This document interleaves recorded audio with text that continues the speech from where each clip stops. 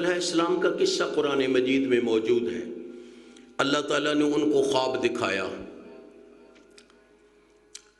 وہ خواب انہوں نے اپنے والد محترم حضرت یعقوب علیہ السلام کے سامنے بیان کیا کہ ابا جان، مجھے خواب میں نظر آیا ہے انی رأیت 11 کوکبا والشمس والقمر رأیتہم لی ساجدین۔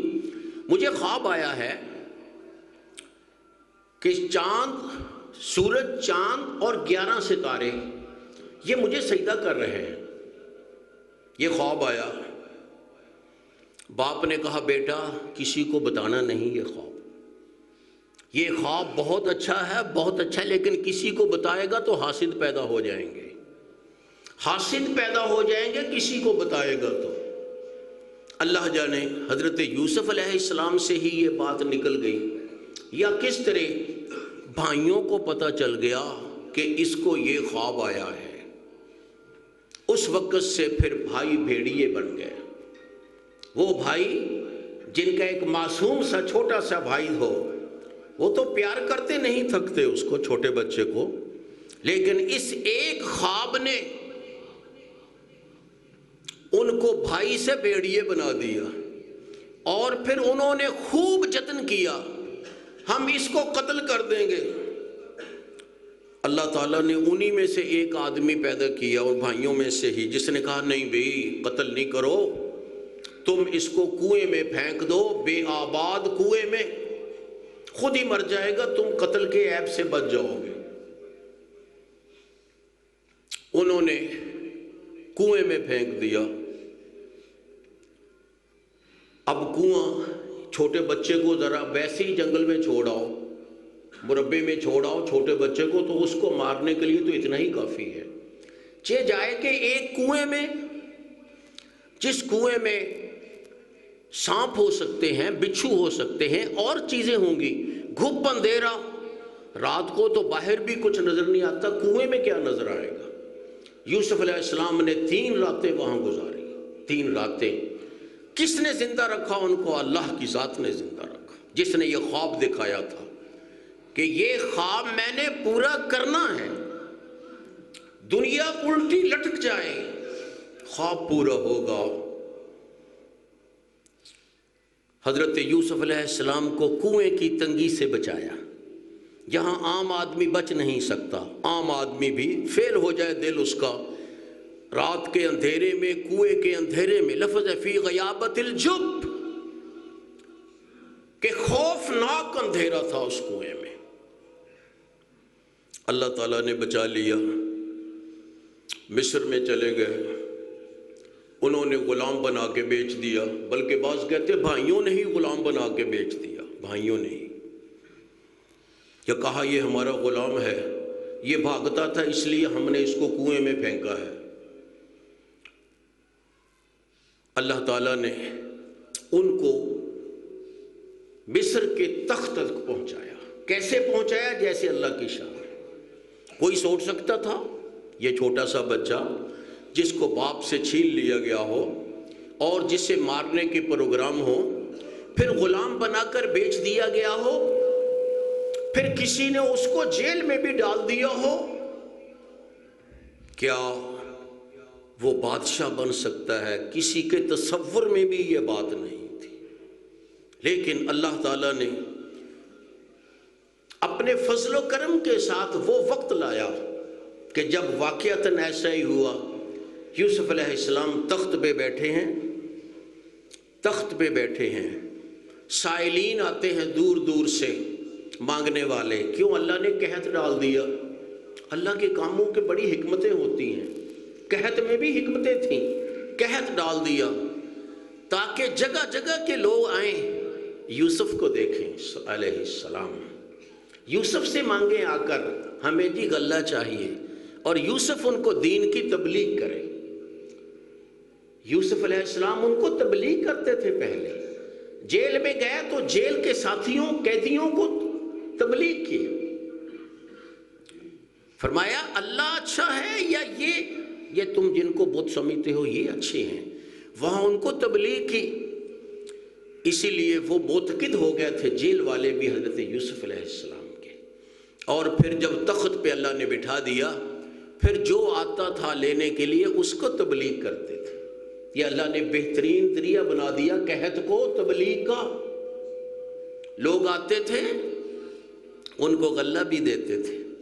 بہترین انتظام کیا انہوں نے قحط کے دوران، کیونکہ وہ کھانے والے حکمران نہیں تھے، وہ تو لوگوں کو دینے والے حکمران تھے۔ اس لیے لوگوں کو بہترین خوراک پہنچی سارے علاقوں میں، اور اسی سبب سے پھر ان کے بھائی بھی آئے غلہ لینے کے لیے۔ یوسف علیہ السلام نے پہچان لیا، یہ میرے بھائی ہیں جنہوں نے مجھے کنویں میں پھینکا تھا۔ اب وہ آ کر ہاتھ باندھ کے کہتے ہیں، یا ایھا العزیز مسنا الضر واہلنا الضر وجئنا ببضاعۃ مزجاۃ فاوفِ لنا الکیل ان اللہ یجزی المتصدقین۔ یوسف ہمیں بڑی تکلیف پہنچی ہے۔ یوسف تو نہیں کہا کیونکہ وہ بھی پہچانتے نہیں تھے، انہوں نے کہا یا ایھا العزیز، جناب وزیر اعظم، جناب بادشاہ، ہمیں بڑی تکلیف پہنچی ہے قحط کی، ہمارے پاس پیسے بھی نہیں ہیں، یہ تھوڑے سے کو پیسے لے کر آئے ہیں، تو ہم پہ رحمت فرما کہ ہم کو غلہ پورا دے دے۔ یوسف علیہ السلام نے جتایا نہیں بھائیوں کو کہ تم تو وہ ہو جنہوں نے مجھے کنویں میں ڈالا تھا، مجھے تھپڑ مارے تھے، جس بیٹے کو باپ نے کبھی اوے بھی نہیں کہا تھا، اس کو بھائیوں نے تھپڑ مار مار کے بھگایا۔ ایک بھائی کے پاس جاتے وہ تھپڑ مارتا، چل دوسرے کے پاس، وہ جاتا وہ تھپڑ مارتا، چل دوسرے کے پاس۔ یہ سلوک کیا اس یوسف علیہ السلام سے کنویں میں ڈالنے سے پہلے۔ اور وہ چھوٹا سا بچہ التجائیں کرتا پھرتا تھا، بھائی میں نے کیا قصور کیا ہے، کیوں مجھے مار رہے ہو؟ لیکن جب حسد کی پٹی آنکھ پر بندھ جائے، یار تھوڑا جب پرنگ کرو انہوں پھر اگے کرتا میرے انہوں،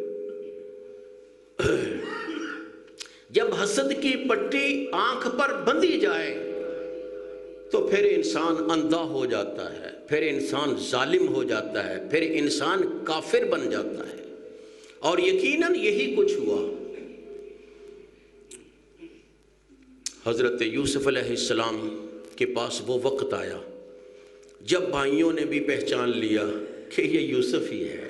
2-3 دفعہ آئے، جب آئے آہستہ آہستہ انہوں نے اندازہ لگایا کہ کہیں یہ وہی نہ ہو شخص اتنا خوبصورت، یہاں کے لوگ تو اتنے خوبصورت نہیں ہیں، اتنا خوبصورت۔ آخر نقش و نگار تھے، وہ جانتے تھے نا، ان کے بھائی تھے، تو ان کو اگرچہ یقین نہیں آ سکتا تھا، لیکن آخر ان کو اندازہ ہو گیا کہ یہ یوسف ہوگا۔ کہنے لگے اِنَّکَ لَأَنْتَ یوسف، جناب بادشاہ کہیں آپ یوسف تو نہیں ہیں؟ قال انا یوسف، میں یوسف ہوں۔ لیکن قربان جائیں ہم حضرت یوسف علیہ السلام کی نیک نفسی پر کہ اس کے باوجود بھائیوں کو نہ صرف یہ کہ غلہ دے کر بھیجا، بلکہ بھائیوں کو کوئی سزا نہیں دی۔ یہ کہا اذهبوا بقمیصی ھذا، میری یہ قمیص لے جاؤ، میری یہ قمیص لے جاؤ، میرے والد محترم کے چہرے پہ ڈال دو، فَأَلْقُوهُ عَلَى وَجْهِ أَبِي يَأْتِ بَصِيرًا، جو میرے غم میں وہ نابینا ہوئے ہیں وہ انشاءاللہ بینا ہو جائیں گے، نظر آنے لگے گا ان کو۔ یہ نبی کی برکت ہے، یہ نبی کی قمیص کی برکت ہے۔ لیکن یاد رکھیے جب اللہ چاہے، ویسے نہیں۔ اور یہی یوسف تھے جو کنویں میں تھے، بستی سے باہر 2 میل ہوگا 3 میل ہوگا وہ کنواں بستی کے باہر، وہاں سے خوشبو نہیں آئی حضرت یعقوب کو کہ یوسف ہے یہاں، یہ نہیں آئی۔ اب آ رہی ہے مصر سے جو ہزاروں میل دور ہے فلسطین سے، اب وہاں سے خوشبو آ رہی ہے۔ مطلب کیا ہوا کہ جب اللہ چاہے، جس طرح اللہ چاہے معجزے صادر کرتے ہیں، کسی نبی میں بھی یہ قوت نہیں کہ اپنی مرضی سے معجزہ صادر کر سکے۔ چہ جائے کہ یہ لوگوں کو گمراہ کرنے والے لوگ، اور نبی نے کبھی نہیں کہا کہ میں اپنی قوت سے یہ کرتا ہوں، میں نے چاند کو 2 ٹکڑے کیا۔ ایک روایت میں بھی یہ لفظ نہیں، میں نے چاند کو 2 ٹکڑے کیا، ایک روایت میں بھی یہ لفظ نہیں ہے۔ نہیں، حضرت عیسیٰ علیہ السلام